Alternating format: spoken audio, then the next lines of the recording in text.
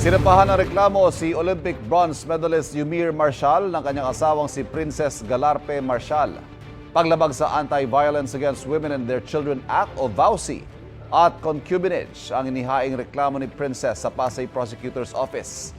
Sa Facebook post si Princess itong January 10, ikinuwento niya na may iba munong karelasyon si Yumir at siya raw mismo nakahuli sa kanila sa isang condominium unit sa Pasay.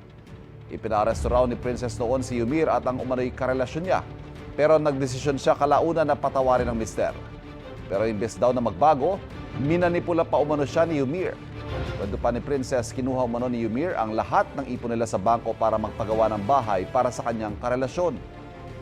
Itinanggi naman ng Pinoy Olympic boxer ang mga alegasyon ng kanyang misis at iginiit na kaibigan lang niya ang sinasabing babae.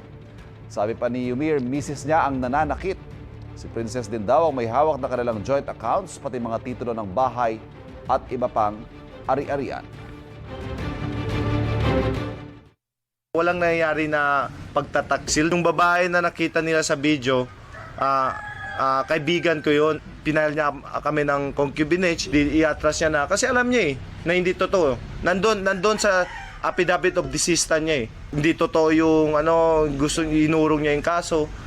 Kaso, na-inquest na kami kaya nagstay ako sa police station for 4 days. Lalong kong naisip na yung asawa ko na hindi na kami okay dahil doon ko naramdaman na hindi na pagmamahal yung gusto niya lang sa akin.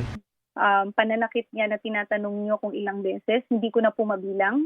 Grabe na po yung pambabastos, pagsisinungaling, manipula, lahat po. Serve ko po yung justice Hindi po siya magiging Yumir Marshall ngayon. Kung hindi po kami magkasama at hindi kami nagtulungan mag-asawa. Kaya nga kami hanggang ngayon walang anak